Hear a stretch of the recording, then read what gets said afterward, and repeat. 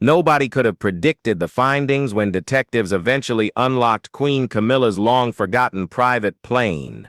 The aircraft, which had been hidden for years in a distant hangar, appeared normal at first, but within were remnants of a covert existence that the general public was never supposed to see. Every discovery, from enigmatic flight logs to private items that suggested royal discretion, unveiled something much more profound than wealth or prestige.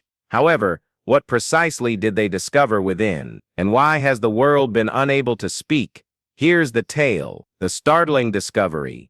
The tiny group of individuals gathered in front of Queen Camilla's long-forgotten private jet had no idea what they were about to discover as the hefty doors finally cracked open. The plane had been housed in a quiet hangar on private property, out of sight for years. Its existence was virtually forgotten in government documents. Like a shroud, dust covered its surface, hiding not just leather and metal but also memories. What started out as a straightforward examination quickly turned into a revelation that caused a stir in the royal community. The smell of time, that subtle blend of old paper, old wood, and fading perfume, filled the air inside. Despite its low lighting, the cabin appeared to be stuck in a moment that would not go away. Every nook and cranny whispered a tale. A tiny velvet pouch, still securely zipped, was on one of the seats, seemingly awaiting the return of its owner. Fragments of handwritten notes lay under a broken glass tray nearby, coded numbers, names, and initials scrawled in hasty strokes.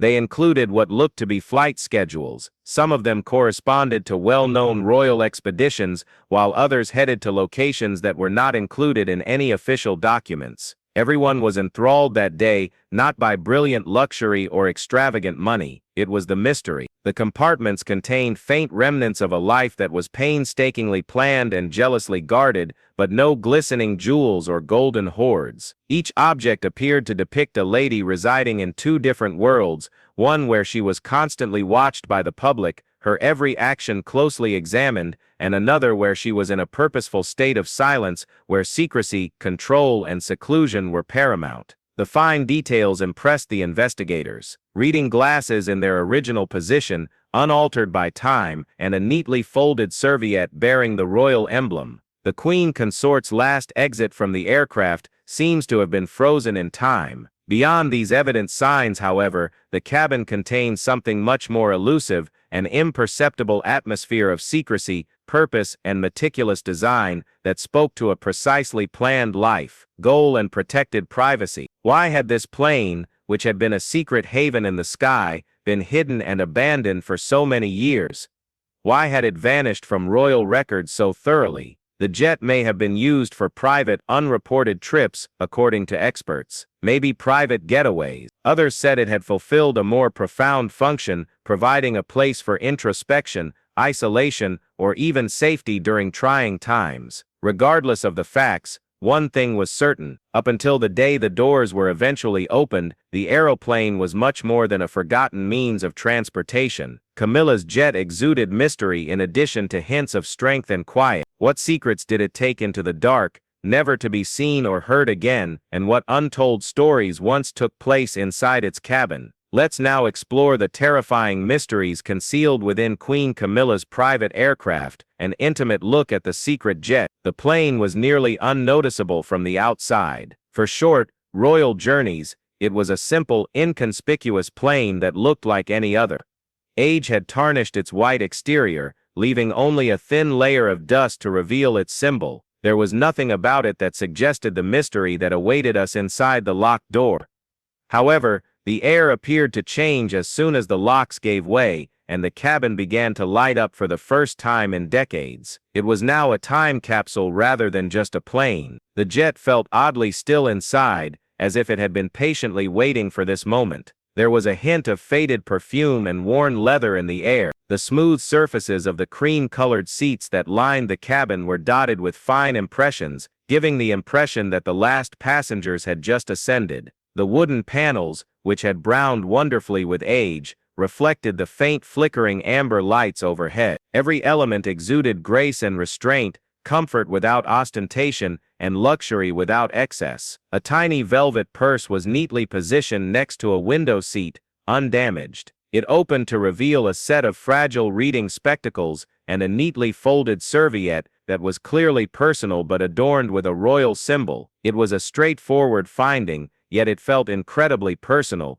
as if the queen consort herself might suddenly board and take them back. The team's findings grew increasingly intriguing as they made their way towards the back of the cabin. A little room was discovered behind a hidden panel, tightly sealed and seemed purposefully concealed. There were handwritten comments on several pages, public records of known royal visits, official state visits, official tours, and diplomatic flights matched some of the itineraries on the list. Others, however, had a different tale. Private airfields, isolated areas, and unidentified sites not listed in any government records were reached via these routes. The mysterious initials VC and several allusions to something called Northern 3 were scrawled over the margins of multiple pages. Since the message was unclear, conjecture spread swiftly. Was it a human, a location, a secret code name that only a select few may trust? The mystery grew with each new finding. It was no longer merely an antiquated royal aircraft. Years of undocumented movement were silently witnessed by it. Conversations never intended to be heard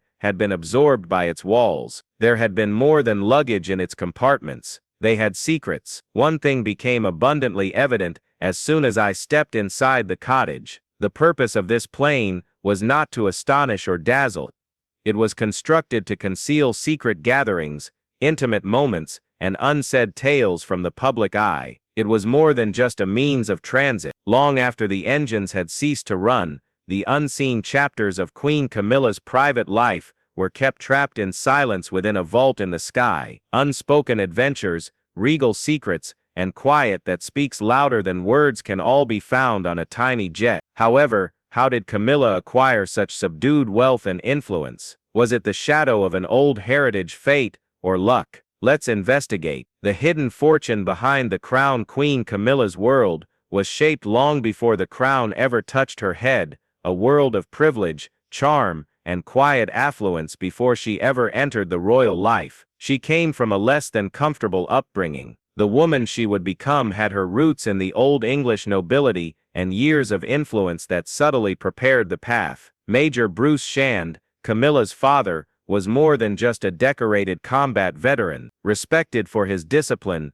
wit, and sense of responsibility, he was a successful and astute businessman. With his excellent taste and gentlemanly demeanor, Bruce established a reputation that combined business success with military honor. He oversaw family matters with taciturn accuracy, making sure that his children, Caroline and her siblings, were raised in an environment of stability and sophistication rather than luxury. Rosalind Cubitt, her mother, came from a milieu even more similar to the social elite of Britain. They belonged to the British aristocracy's higher echelons. The history of Rosalind's father, Roland Cubitt, the third Baron Ashcombe, was entwined with some of the most influential and well-connected groups in England. The Cubitts amassed their wealth through real estate and years of power. Through the family's ancient building company, they even had a hand in the building of Buckingham Palace. Thus it should come as no surprise that Camilla was adored by her maternal family. Her grandparents made sure she would be taken care of and given a memento of their love after they went away. The Independent claims that Camilla received a substantial wealth, even by aristocratic standards,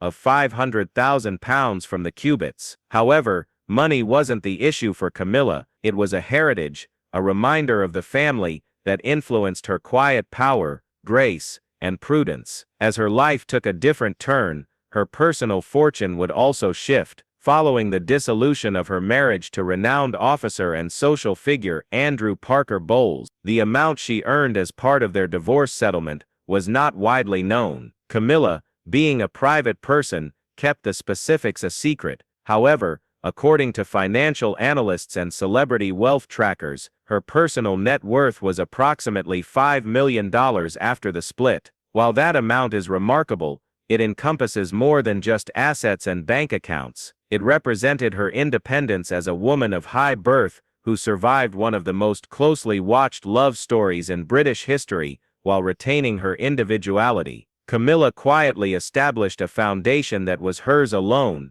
not inherited through the throne, but gained via her own tenacity and the steadiness of her background, while everyone else concentrated on her future with Prince Charles. Few people are aware of how much of her fortune precedes her royal title, even though it is frequently discussed in royal circles today. Camilla's aristocratic background, secret wealth, and quiet fortitude molded her into the woman she would become long before she was a member of the royal family. However, why is there no official record of her private jet flights? And where did she really end up on these covert expeditions? Let's now reveal the secret mechanism that prevents her movement from being detected: a castle in the heavens. The plane was never intended to be a show of royal wealth or authority for Queen Camilla. It was not about crystal glasses, or ornate seats, or gold fittings. This jet was used for something else. It was her castle in the sky, a unique place where solitude,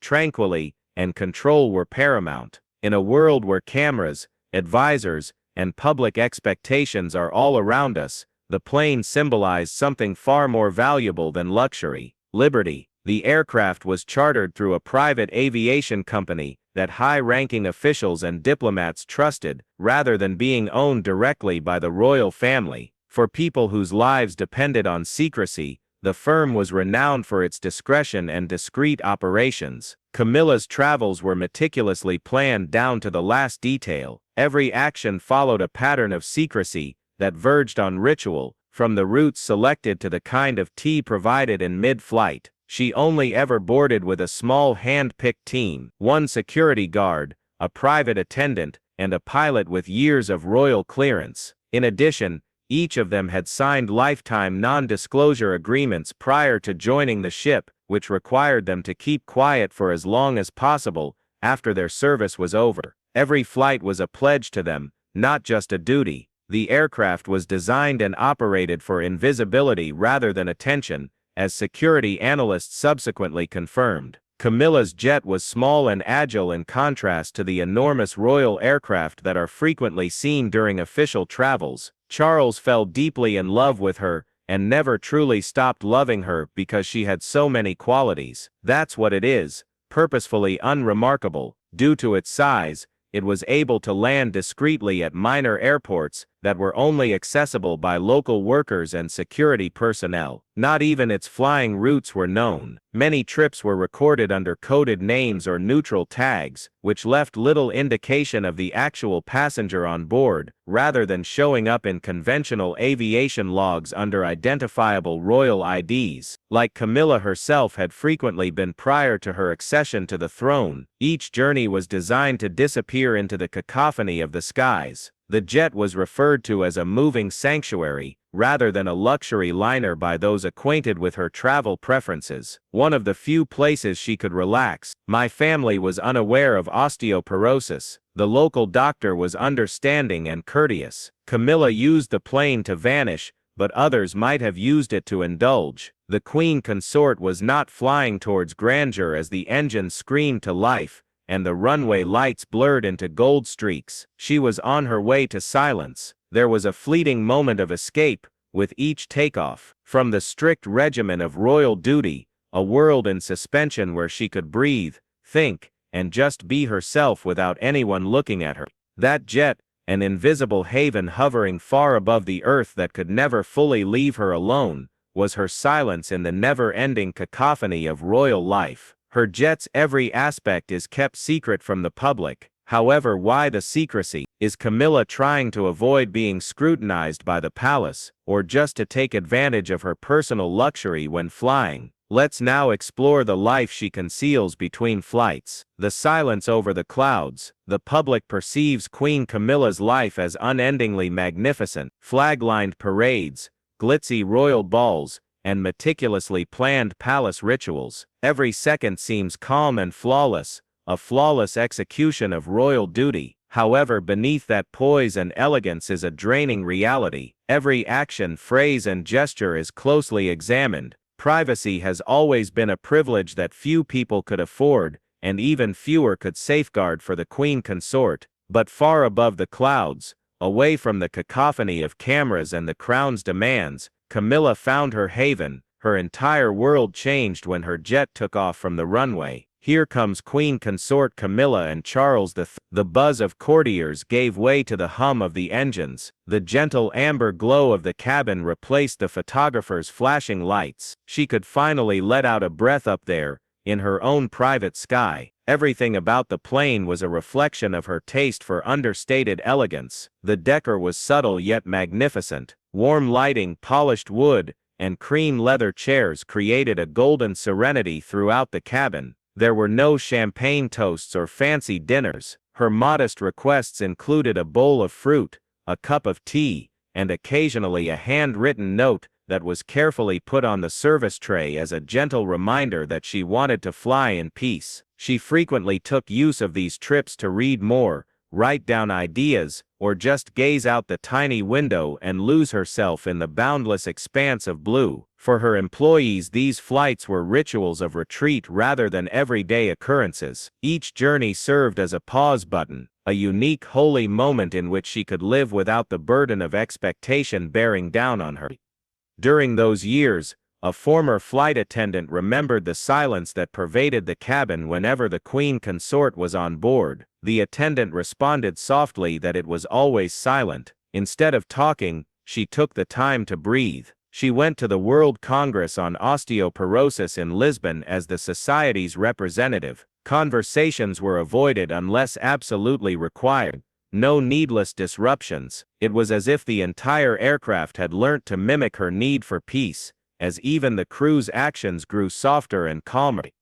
That quiet wasn't nothingness to Camilla, rather it was healing. These silent times were her most treasured possession in a world where even her facial expressions were scrutinized. Between duty and freedom, the aircraft served as more than just a means of passage, it was her unseen haven. The Queen Consort wasn't only making her way to another appointment every time the wheels lifted off the ground. She was entering a realm in which she would at last be invisible, unheard, and unjudged. And she regained calm, which is uncommon and incredibly human, in that silence that exists between the sky and the earth. Because gold and jewels weren't the genuine definition of luxury for a woman who lived her life in the spotlight. There was quiet, away from the palace and the prying eyes. Camilla decided to experience the beauties of the world in silence. However, how long can a queen maintain such covert freedom? Is she still traveling on these covert trips in the jet?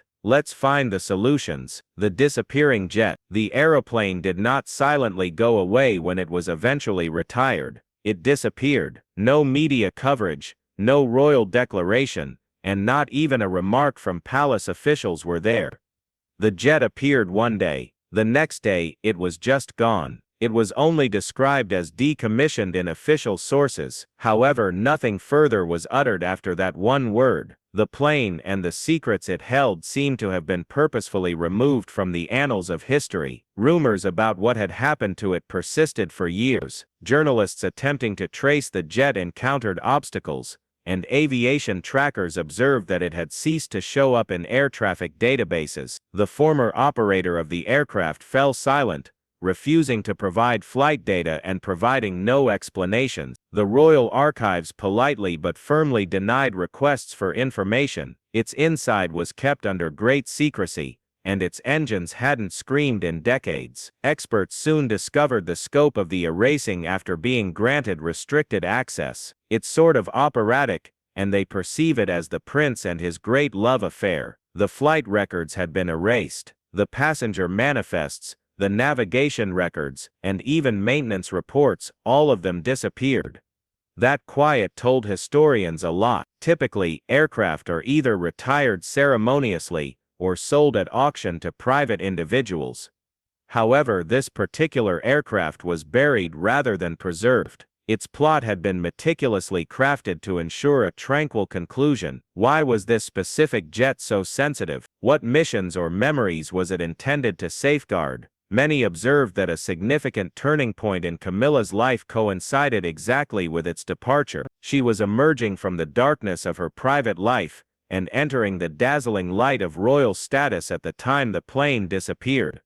Once protected by secret, the woman was now standing openly next to the future king, one of the most prominent persons in the monarchy. In that regard, The plane's disappearance appeared to be virtually symbolic. Having said that he knows he won't have as much time to devote to his passions when he is king, the plane had once served as her haven, a personal haven for privacy and seclusion. However, her environment changed along with her role. There was no longer room for a covert plane, and silent, covert flights were no longer necessary. Like its history, the aircraft's disappearance is shrouded in mystery. According to some, it was disassembled. Others think it remains undisturbed in that exclusive hangar.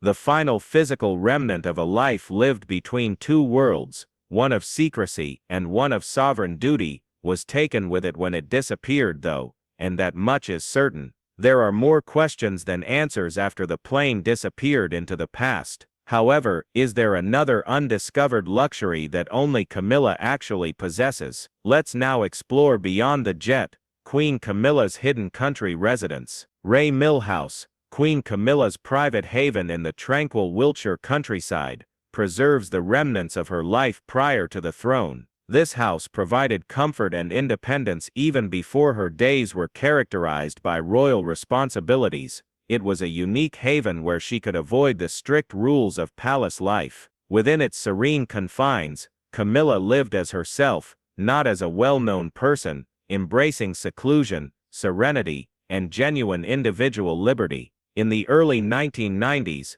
Camilla made the initial discovery of Ray Mill House. During a period of significant personal transformation, she looked for a quiet place that was completely her own. After splitting from her first husband Andrew Parker Bowles, she discovered it in 1994, a large but modest country home encircled by forests, farms, and meandering country roads. It was more than simply a house, it was a haven. Like a treasure in plain sight, Ray Mill House is tucked away between towering hedges and walls covered in ivy. The mansion is roomy yet cozy, with many subtle, intimate details that capture Camilla's grounded personality. Its focal point is a light-filled sitting area that faces expansive gardens, where sunlight streams in through large windows, and the aroma of roses fills the air. From this point forward, I hope that this celebration will bring you all together as I wrap up. Ladies and gentlemen, Camilla has the ability to gaze out over her lawns, which appear to go on forever.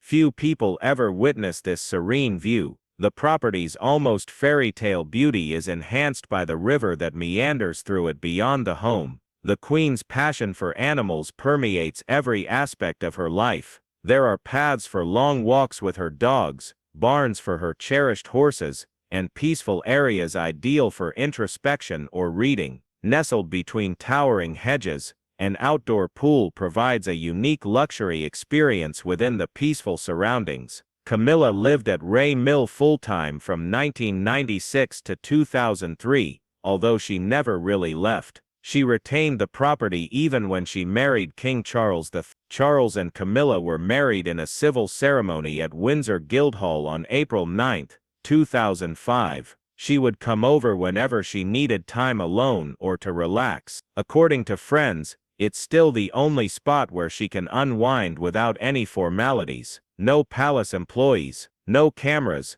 no set schedule, just solitude, tranquility, and the bustle of rural life. Her personality is reflected in the interior design, comfortable yet elegant, conventional but hospitable, soft couches, book-lined shelves, and artwork gathered throughout the years are all there.